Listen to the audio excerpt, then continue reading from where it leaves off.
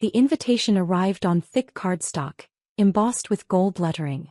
Sacred Heart Medical Center cordially invites you to the grand opening of the Chin Cardiovascular Innovation Center. Saturday, April 15, 2 p.m. Light refreshments will be served. I held it in my hands, running my thumb over the raised letters of my own name. My name. On a building that would save thousands of lives over the coming decades. My phone rang. "Jennifer, darling, I have the most wonderful news," she said before I could even say hello. "My garden club is getting a private tour of that new heart center at Sacred Heart. You know, the one everyone's been talking about? Some wealthy donor built it. April 15th at 2 o'clock. I looked down at the invitation in my hand. "That's nice, Mom. I was thinking maybe you could join us. You work at the hospital, don't you? Maybe you could explain all the medical equipment to the ladies. Make yourself useful." I closed my eyes. "I work at a hospital, yes." "Well, perfect. Oh, and wear something nice. These are important women. Patricia Holbrook will be there. Her husband owns 3 car dealerships. And Susan Chin. No relation to you, obviously, she married very well. I don't want you embarrassing me in your usual scrubs or whatever." "I'll see if I'm available," I said. "Oh, don't be silly.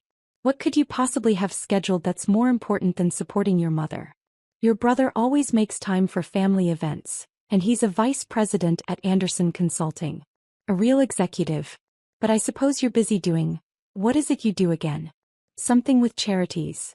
"Something like that," I said quietly. "Well, anyway, 2 o'clock sharp. Don't be late." She hung up before I could respond. I set down the phone and looked around my office. Chief of Cardiothoracic Surgery, the nameplate on my desk read. The walls were covered with diplomas: Johns Hopkins Medical School, Stanford Residency, fellowships in cardiac surgery and transplantation. Certificates of achievement from the American College of Surgeons. Published papers in the New England Journal of Medicine, The Lancet, JAMA Cardiology. And in the corner, framed but facing the wall where I wouldn't have to look at it every day, the Forbes 40 Under 40 feature from 2 years ago. Dr. Jennifer Chin, the heart surgeon revolutionizing cardiac care. My mother had never seen any of it. Not because I'd hidden it from her, though I suppose I hadn't exactly advertised it either. But because she'd never asked. Never shown any interest in my work beyond dismissive comments about playing doctor, or still in school at 35. My younger brother, David, had graduated with a business degree from a state school and landed a middle management job at a consulting firm. Vice President of Regional Operations, his title read, though I knew from mutual acquaintances that he managed a team of 12 people and spent most of his time creating PowerPoint presentations. Mom treated him like he'd cured cancer. I had actually saved 2,847 lives over the course of my career. I kept count the way some surgeons do, a tally of hearts restarted, valves replaced, arteries bypassed.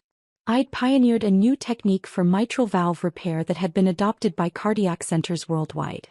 I'd donated $15 million of my own money, earned through speaking fees, consulting, and shrewd investments in medical technology startups, to build a state-of-the-art cardiac center. Mom thought I worked in a hospital gift shop or something. The worst part was that I'd let her think it. Every time she'd asked what I did, I'd given vague answers. "I work at Sacred Heart. I'm in healthcare. I do cardiac stuff." She'd fill in the blanks herself, always assuming the least impressive option, and I'd never corrected her. Maybe I wanted to see if she'd be proud of me anyway. If she'd love me without the validation of success. If I was more to her than just a disappointment compared to David. The answer over 15 years had been a resounding no. My assistant, Maria, knocked on the open door. "Dr. Chin? Your 2 o'clock consult is here. Mr. Patterson, the triple bypass." "Thanks, Maria. Send him in." I stood, smoothing my white coat. "Oh, and Maria? My mother's garden club is touring the new center on Saturday. Can you make sure I'm visible?" She raised an eyebrow. "Your mother doesn't know, does she?" "Know what?" "That you're Dr. Jennifer Chin. The Dr. Jennifer Chin." She gestured around the office. "Chief of Surgery. Major donor. The woman whose name is literally on the building." "It's never come up," I said. "How has it never come up?" "She's never asked the right questions." Maria shook her head, smiling slightly. "This should be interesting. Want me to alert Dr. Morrison? He loves dramatic revelations." Dr. Richard Morrison was the hospital's director, a silver-haired administrator who'd been thrilled when I'd agreed to donate enough money to build a world-class cardiac center. He'd wanted to name it after me and I'd agreed, thinking it might finally make my parents take notice. They'd never mentioned it. Not once. Yes, I said. Alert Richard. Tell him I want to be there for the tour. In my full capacity. Oh, this is going to be good, Maria said, grinning. I'll make popcorn. Saturday arrived bright and clear.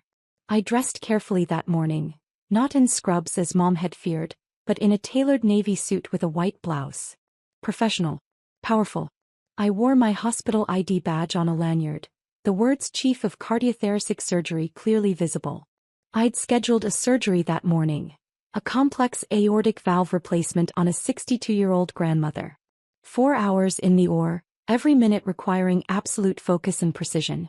By 1:30 I was closing, confident that Mrs. Rodriguez would be dancing at her granddaughter's quinceañera in 6 months. Beautiful work, Dr. Chin, my surgical resident said as we finished. Thank you, Dr. Patel. Make sure her family knows she'll be in recovery for about 2 hours, then ICU overnight. I'll check on her before I leave this evening. I scrubbed out, changed into my suit and headed downstairs to the new Cardiovascular Innovation Center. The building was magnificent, 3 stories of glass and steel, filled with the latest technology money could buy. Hybrid operating rooms that combined traditional surgery with advanced imaging. A cardiac catheterization lab with real-time 3D mapping. Recovery suites that looked more like luxury hotel rooms than hospital spaces. All of it funded by my donation. All of it bearing my name. Richard Morrison was waiting in the lobby, along with several other administrators and department heads. Jennifer. Ready for the show. As ready as I'll ever be, I said. Where are they? Started on the 3rd floor. Your mother's group has been here for about 30 minutes, touring the patient suites. They'll work their way down to the main lobby, where we'll do the formal presentation. Has she said anything? Your mother. Richard's eyes twinkled. Oh yes. Quite a lot actually. One of my development officers overheard her explaining to the group that her daughter works, somewhere in the hospital, doing something medical, but that her son is the real success story, a VP at some consulting firm. I winced. She said that in front of the staff? In front of everyone. Patricia, our head of development, nearly choked on her coffee. She had to excuse herself. I should have told her years ago, I said quietly. Why didn't you? I wanted to see if she'd be proud of me without the credentials. Without the titles. If she'd value me just for being her daughter. Richard's expression softened. And now I know. Voices echoed from the 2nd floor atrium. The garden club was descending the main staircase, a group of well-dressed women in their 60s, oohing and awing over the architecture. My mother was in the center, wearing a cream-colored suit and pearls, holding court like a queen. I recognized a few faces from childhood. Mrs. Holbrook, who'd always been kind to me. Mrs. Chin, no relation, who'd married a tech executive and never let anyone forget it. Susan Martinez, who'd gone to high school with my mother and somehow still tolerated her. The cardiac suites are just magnificent, Mom was saying. Of course, I don't understand all the medical equipment, but I'm sure it's very advanced. My daughter works here, you know. She could probably explain it all, but she's terribly busy. Always working. No time for a personal life, unfortunately. What does she do here? Mrs. Holbrook asked. Mom waved her hand vaguely. Oh, something with hearts. Charity work, I think. She's always been very giving, very compassionate. Not ambitious like her brother, but sweet. David, that's my son, he's a vice president at Anderson Consulting. Very important position. He's actually considering several executive opportunities at Fortune 500 companies. I felt Richard tense beside me. Shall I? He whispered. Not yet, I said. Let her finish. The group reached the main floor and turned down the central corridor. The walls were lined with donor recognition plaques. Smaller contributions of $10,000, $25,000, $50,000. The women stopped to read names, commenting on mutual acquaintances. Then they reached the end of the corridor. The wall opened up into a grand atrium, sunlight streaming through floor-to-ceiling windows. And there, carved into the marble wall in letters 2 feet high, Chin Cardiovascular Innovation Center. Below it, a bronze plaque, dedicated with gratitude to Dr. Jennifer Chin, whose vision, expertise, and generosity made this facility possible. Her donation of $15 million and leadership as Chief of Cardiothoracic Surgery ensure Sacred Heart remains at the forefront of cardiac care. The women stopped. Read the plaque again. Mrs. Chin, no relation, spoke first. Diane, is this your daughter? My mother laughed. Actually laughed. Jennifer? Oh, of course not. She doesn't have that kind of money. This must be another Dr. Chin. Common name. But it says Jennifer, Mrs. Holbrook said quietly, pointing. Coincidence, Mom said firmly. My Jennifer is sweet, but she's not. I mean, $15 million. She drives a 10-year-old Toyota. She rents an apartment. If she had that kind of money, she'd have mentioned it. Would she? Mrs. Martinez asked, her tone pointed. Mom's smile faltered. Well, yes. Of course. We're very close. She tells me everything. I stepped forward from where I'd been standing in the lobby entrance. My footsteps echoed on the marble floor. Hello, Mom. She turned. Her eyes widened when she saw my suit, my badge, the professional authority in my bearing. Jennifer. What are you doing here? I thought you were working today. I said. Just finished a 4-hour aortic valve replacement. Went perfectly. Mrs. Rodriguez should make a full recovery. The Garden Club women looked between us, confusion and dawning realization crossing their faces. You performed surgery? Mom said weakly. I'm a cardiac surgeon, I said simply. Chief of Cardiothoracic Surgery, actually. I've been chief for 3 years. Richard Morrison stepped forward, extending his hand to my mother. Mrs. Chin, I'm Dr. Richard Morrison, hospital director. You must be so proud of your daughter. She's one of the most accomplished cardiac surgeons in the country. We're honored to have her here at Sacred Heart. Mom shook his hand automatically, her expression blank. Yes. Of course. And this generous donation, Richard continued, gesturing to the plaque. $15 million to build this center. Combined with Dr. Chen's surgical expertise and her innovations in minimally invasive cardiac procedures, Sacred Heart is now a destination hospital for cardiac care. Patients come from across the country to be treated by your daughter. 15 million, Mom repeated faintly. The plaque doesn't mention her other contributions, Richard said, warming to his subject. He was enjoying this, I realized. Dr. Chin also funded our Cardiac Research Fellowship program. Another 5 million. She's on the board of directors. She's published 47 papers in peer-reviewed journals.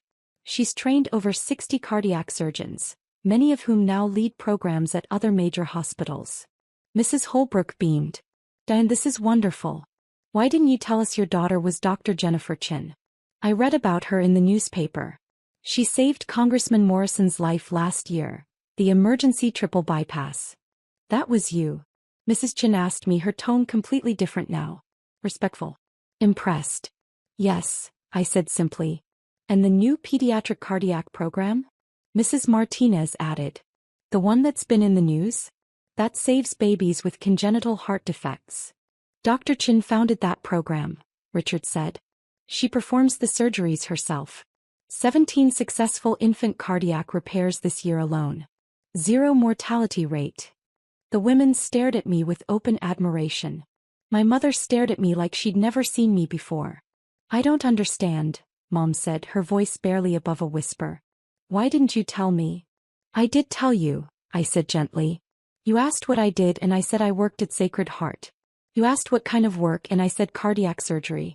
He just assumed it was something small. Something unimportant. But, $15 million. Where did you get that kind of money? I'm a highly specialized surgeon, I said. I consult for medical device companies. I've developed surgical techniques that are licensed internationally. I give lectures at medical conferences worldwide. I've made good investments. I live modestly because I don't need much, and I'd rather invest in healthcare than luxury cars. Your apartment, Mom said. You said you were renting. I own a condo in Pacific Heights, I said. It's rented out. The apartment I live in is closer to the hospital so I can respond to emergencies quickly. Cardiac surgery doesn't keep business hours. Mrs. Holbrook touched my mother's arm. Diane, you must be incredibly proud. My mother's face crumpled. Not with pride. With shame. I should have known, she whispered. I should have asked. I should have. Oh God, Jennifer. What have I done? The other women exchanged uncomfortable glances. This had gone from a pleasant tour to a family drama very quickly. Richard, bless him, smoothly intervened.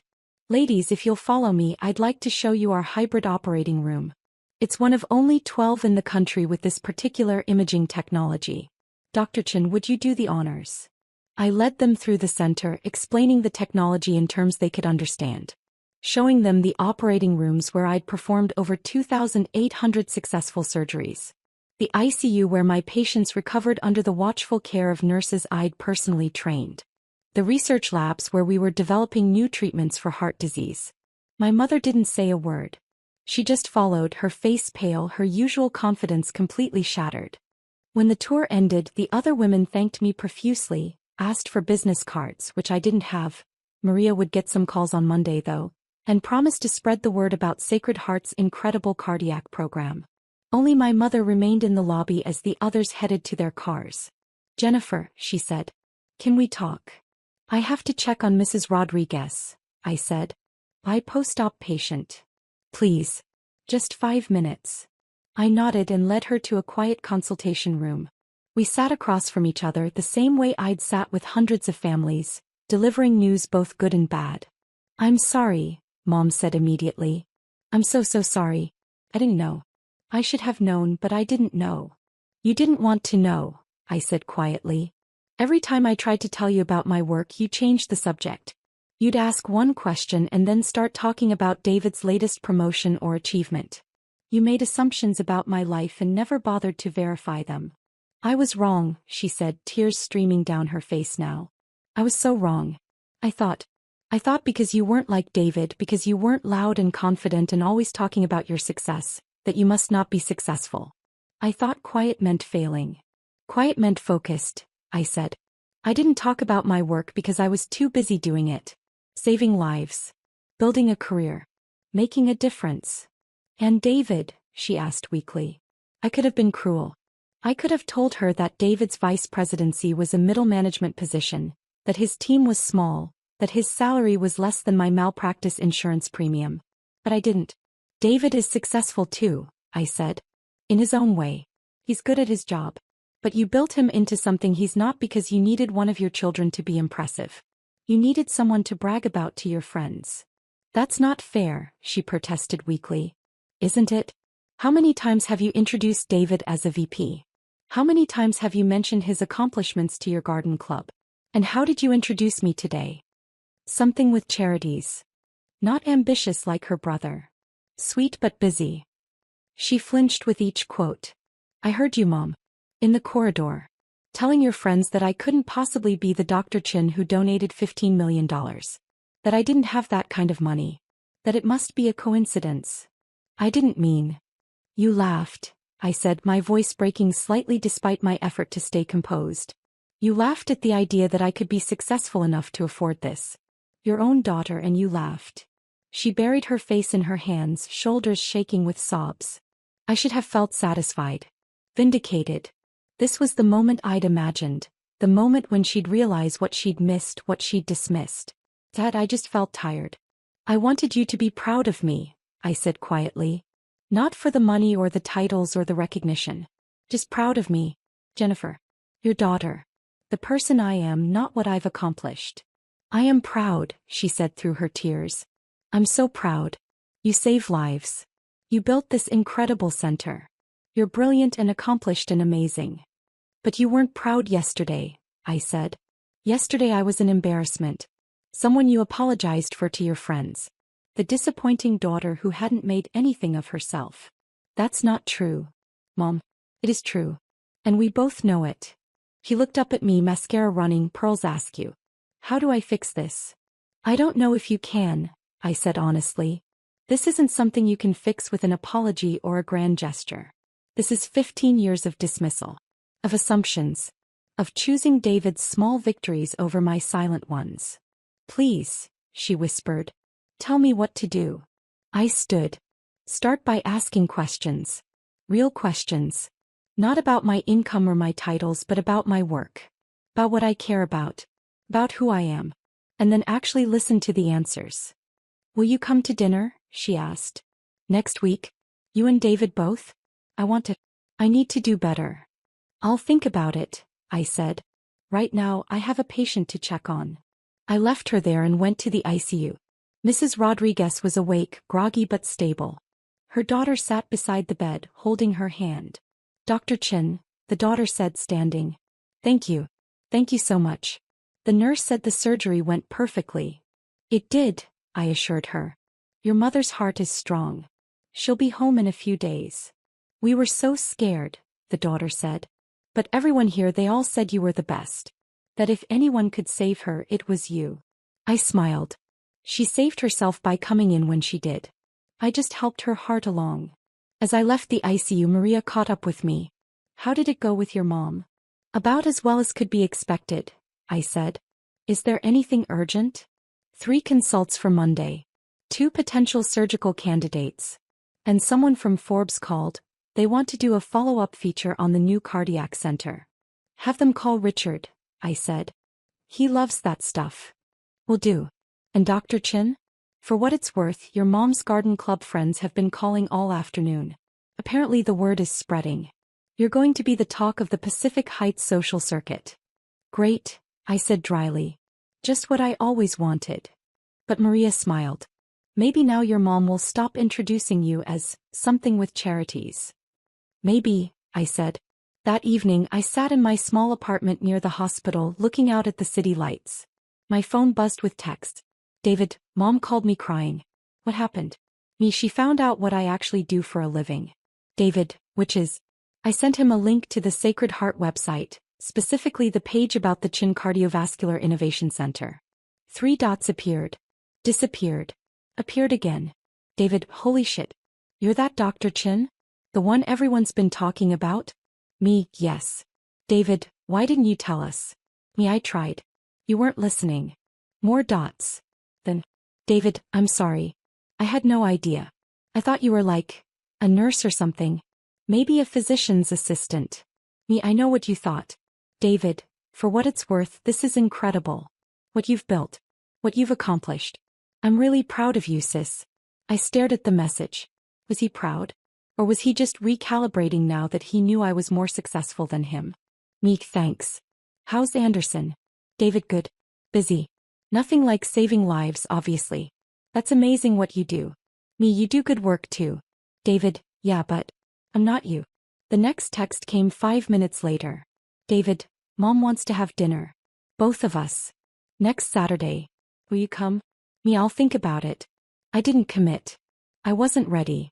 Part of me wanted to punish them, to let them sit with the discomfort of realizing they'd dismissed me for 15 years. Part of me wanted to be the bigger person to forgive and move forward. Mostly I was just exhausted. On Monday the hospital was buzzing. Apparently my mother's garden club had spread the word, and suddenly everyone in San Francisco society knew that Dr. Jennifer Chin, the cardiac surgeon they'd read about in the news, was Diane Chen's daughter. The daughter Diane had never mentioned. The daughter she'd dismissed as working somewhere in healthcare. My phone rang throughout the day. Old family friends calling to congratulate me. Distant relatives who suddenly remembered I existed. People Mom knew from church, from her book club, from tennis. I let most of them go to voicemail. Wednesday evening Mom showed up at the hospital. Maria buzzed me from the lobby. Dr. Chin? Your mother is here. She doesn't have an appointment, but she says it's important. I closed my eyes. Send her up to my office. She arrived 5 minutes later carrying a small box. She looked older somehow, more fragile than she'd seemed on Saturday.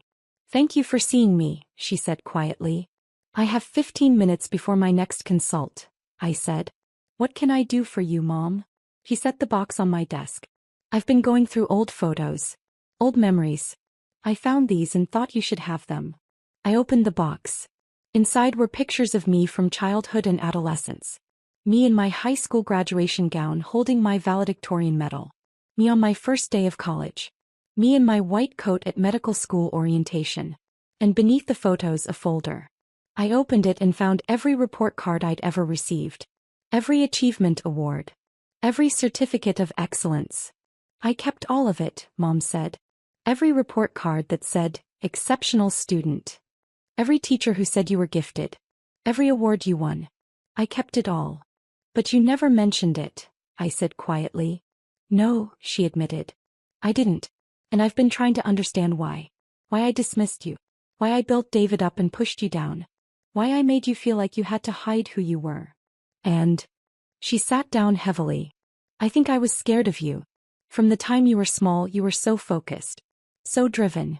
You knew exactly what you wanted and you went after it with this quiet intensity that terrified me. David was easy, he wanted approval so I gave it to him.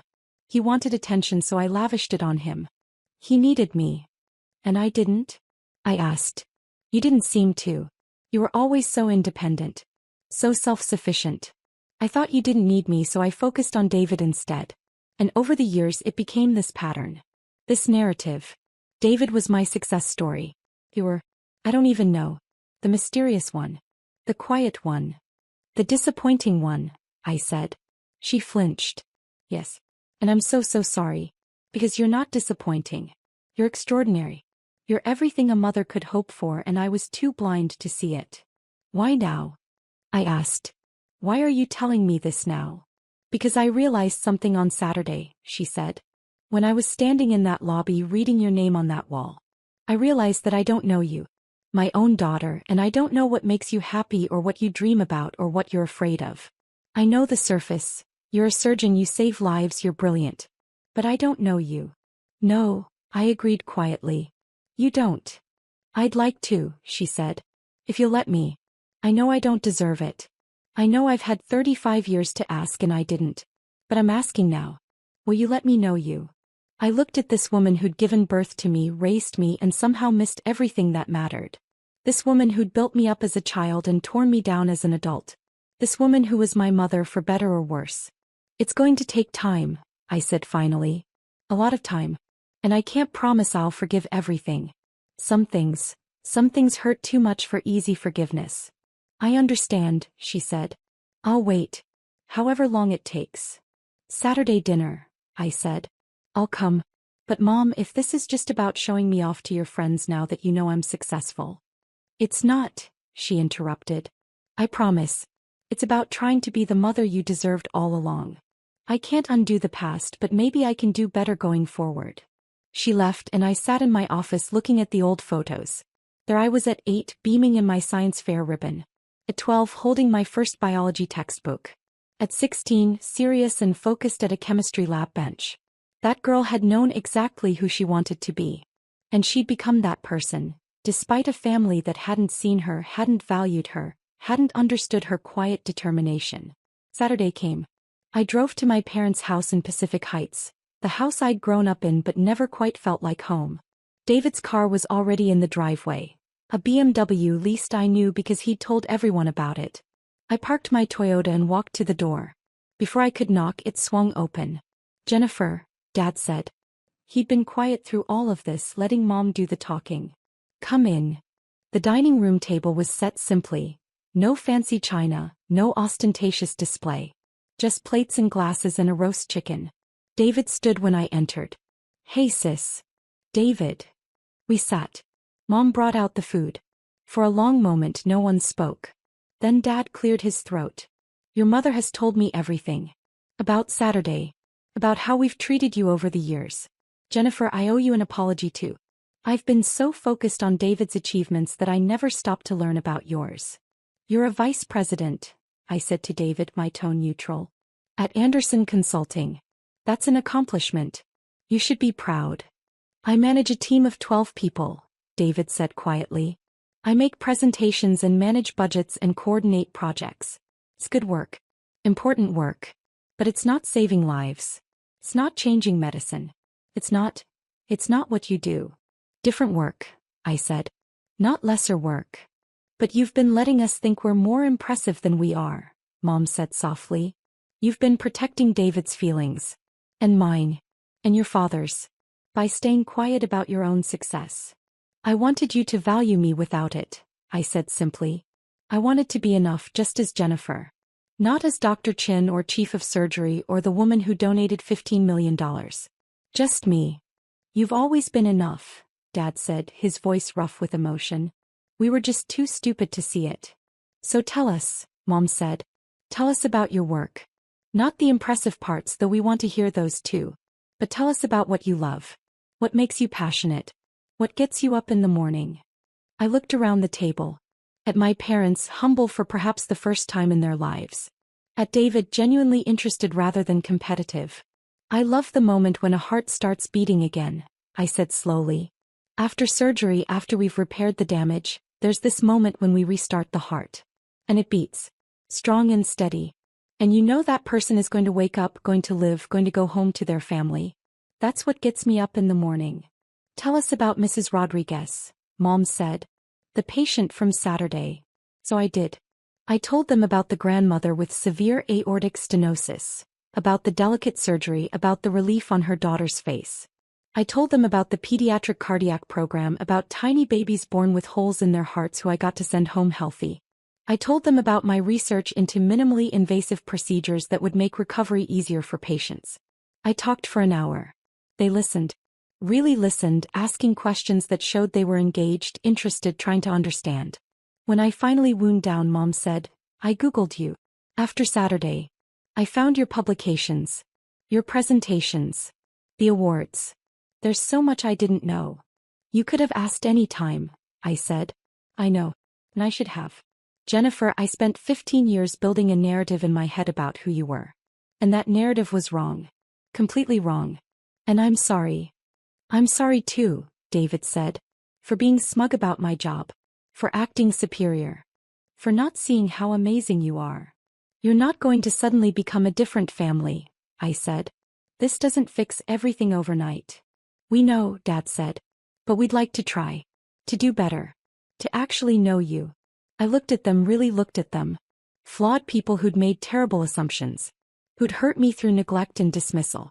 But also people who were, at least in this moment, genuinely trying. Hey, I said. We can try. The dinner ended around 9. As I was leaving, David walked me to my car. I called Anderson on Monday, he said. Told them I needed to scale back my hours. I've been working 60-hour weeks trying to prove something, but I don't even know what. Trying to impress Mom and Dad, I guess. You don't need to prove anything, I said. Neither did you, he pointed out. But we both spent years trying anyway. Fair point. I'm proud of you, he said. Really proud. And I'm sorry it took me this long to say it. I'm proud of you too, I said. You're good at what you do. You make people's businesses run better. That matters. Not as much as saving lives. Different impact, I said. Not lesser impact. He hugged me then, quick and awkward. Thanks for giving us another chance. I drove home thinking about second chances. About families and flaws and the complicated calculus of forgiveness. About whether people could really change or if they just learned to perform change convincingly. Time would tell. On Monday, Maria handed me a stack of messages. Your mother called 3 times. Just to chat, she said. And someone from the San Francisco Chronicle wants to interview you about the cardiac center. And Mrs. Rodriguez's daughter sent flowers.